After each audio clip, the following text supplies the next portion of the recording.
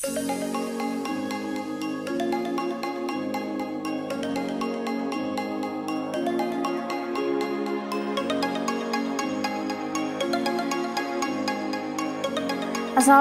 warahmatullahi wabarakatuh. Halo semuanya, apa kabar?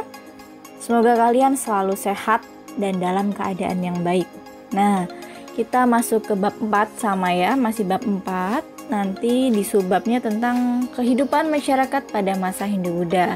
Kita lanjutkan ke materi minggu lalu, yaitu kita menuju ke poin C dan D, di mana nanti kita membahas tentang kerajaan-kerajaan Hindu-Buddha Indonesia dan peninggalan-peninggalan apa aja sih yang berada atau saat pada masa Hindu-Buddha.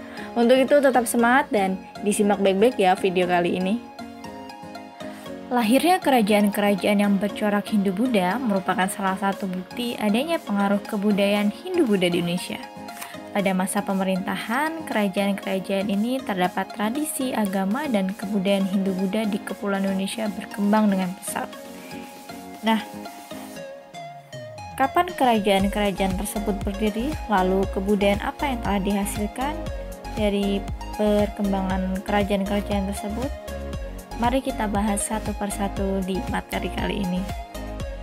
Nah, nanti ada beberapa kerajaan-kerajaan Hindu-Buddha di Indonesia yang akan kita bahas. Pertama ada Kerajaan Kutai, Kerajaan Tarumanegara, Kerajaan Kalingga, Kerajaan Sriwijaya, Kerajaan Mataram kuno, Kerajaan Medang, Kerajaan Kediri, Kerajaan Singosari, dan yang terakhir adalah Kerajaan Majapahit. Pertama adalah Kerajaan Kutai. Nah, Kerajaan Kutai ini berdiri sekitar abad ke-5. Letaknya berada di Muara Kaman atau di hulu Sungai Mahakam di Kalimantan Timur.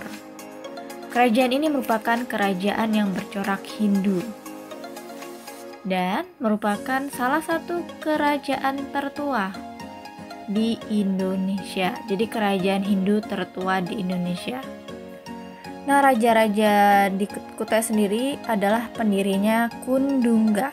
Lalu Kundungga memiliki putra bernama Aswawarman dan ini menandakan adanya pengaruh Hindu. Selanjutnya dilanjutkan dengan pewaris yaitu Mulawarman.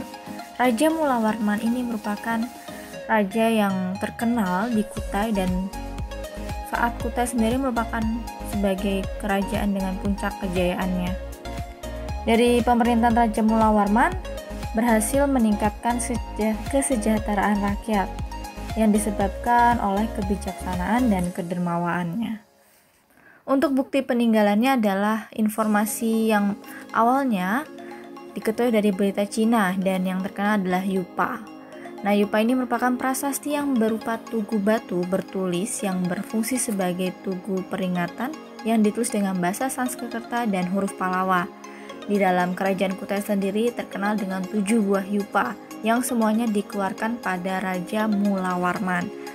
Dan salah satu yupanya itu berisi tentang bahwa Raja Mulawarman telah memberikan sedekah 20.000 ekor sapi kepada Brahmana.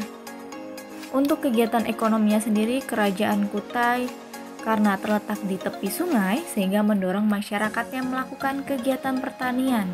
Selain itu juga terdapat peternakan dan perdagangan. Dan untuk kehidupan sosialnya, masyarakat Kutai sudah teratur. Nah, maksudnya itu sudah dibagi ke dalam struktur kasta. Sebelumnya mendapat pengaruh dari India. Nah, Raja Kundungga dan keluarganya termasuk kasta kesatria, sehingga terbukti ya pada saat kehidupan sosial di kerajaan Kutai ini sudah menganut kasta.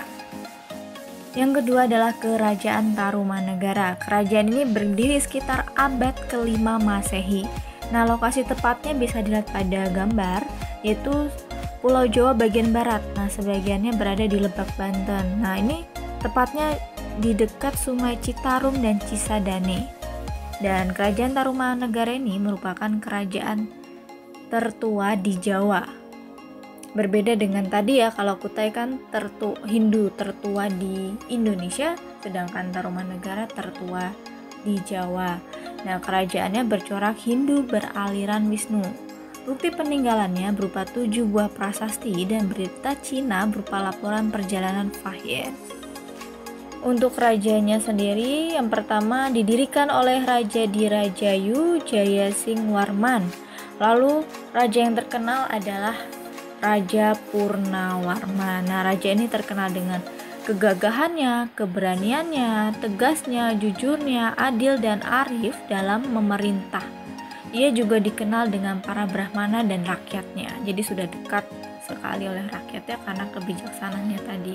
Nah, untuk peninggalannya sendiri tadi sudah disebutkan ada 7 buah prestasi seperti Ciareten, kebun kopi, pasar awi, jambu, muara Cianten, Tugu dan Lebak.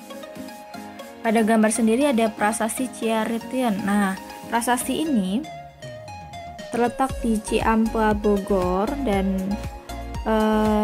menjelaskan tentang adanya lukisan sepasang kaki yang dianggap sama dengan telapak kaki Dewa Wisnu.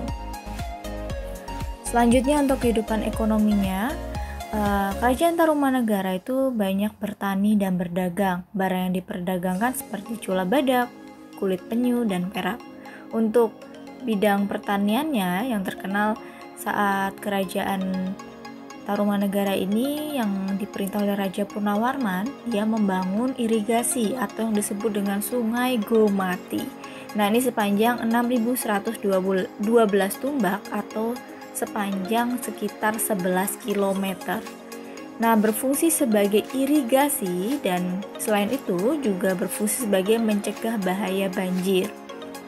Nah, informasi ini terdapat pada prasasti Tugu.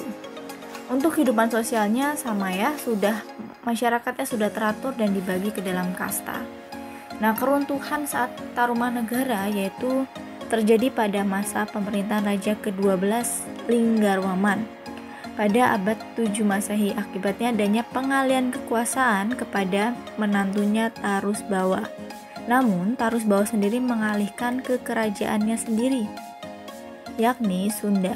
Nah, atau bawahannya Tarumanegara dan faktor lainnya adalah serangan dari kerajaan Majapahit. Selanjutnya kita masuk ke kerajaan ketiga, yaitu kerajaan Kalingga atau disebut dengan Holling. Nah, berdiri pada abad sekitar 7-9 Masehi dan terletak di Jawa Tengah. Untuk coraknya sendiri adalah corak kuda. Dan rajanya ini berbeda ya, dia terkenal dengan ratu atau perempuan yang bernama Ratu Sima. Dan Ratu Sima ini sangat terkenal dengan raja yang tegas, jujur, dan bijaksana. Untuk sumber sejarahnya atau peninggalannya ada berita Tiongkok, yaitu berita dinasti Tang dan prasasti Tukmas di lereng Gunung Merbabu. Untuk kondisi ekonominya sendiri, Kerajaan Kalingga bertumbuh pada sektor perdagangan yang berpusat pada pasar dan ditumpu oleh kegiatan pelayaran. Nah, untuk kehidupan sosialnya, lembaga kerajaan dan lembaga kemasyarakatan memiliki fungsi dan tanggung jawab yang jelas. Hukum dan undang-undang pun sangat dipatuhi oleh rakyat. Nah, pada gambar ada Ratu Sima dan prasasti Tukmas yang berada di lereng Gunung Merbabu. Yang keempat adalah Kerajaan Sriwijaya. Kerajaan Sriwijaya berdiri sekitar abad ke-7 Masehi. Kerajaan ini merupakan salah satu kerajaan besar yang pernah berdiri di Indonesia. Terletak di Palembang, di dekat pantai dan di tepi Sungai Musi. Nah, untuk corak kerajaannya, ini Kerajaan Sriwijaya berkembang menjadi pusat agama Buddha di Asia Tenggara, seperti yang diceritakan oleh Ising. Ising merupakan seorang musafir Cina yang belajar pramasastra Sanskerta di Sriwijaya.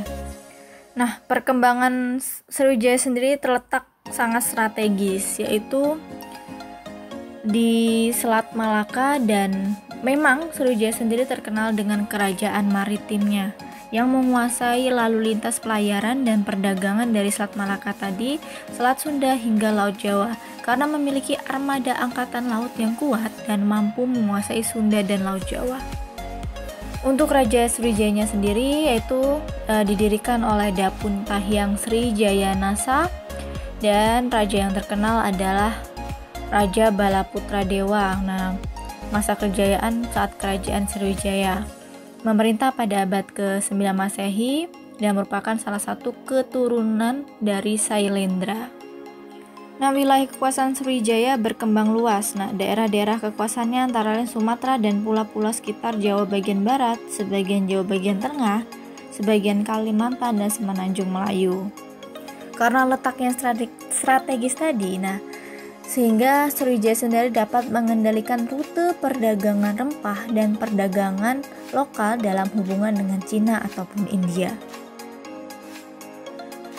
Untuk sumber sejarahnya sendiri diperoleh dari seorang pendeta Cina yang tadi Ising ya, dan terdapat 2 prasasti yaitu dalam negeri dan luar negeri. Masa keruntuhannya terjadi pada abad ke-11. Nah, adanya penyerbuan besar-besaran ke wilayah Sriwijaya ini oleh Raja Rajendra Chola dari Kolawanda, sehingga serangan ini mengakhiri riwayat kerajaan Sriwijaya. Baiklah, cukup sekian materi kali ini tentang kerajaan-kerajaan yang bercorak Hindu-Buddha di Indonesia. Kita lanjutkan di video berikutnya tentang part 2 ya, masih di kerajaan juga. Nanti kita lanjut di kerajaan Mataram kuno hingga nanti sampai Majapahit. Untuk itu, sekian dari saya. Wassalamualaikum warahmatullahi wabarakatuh.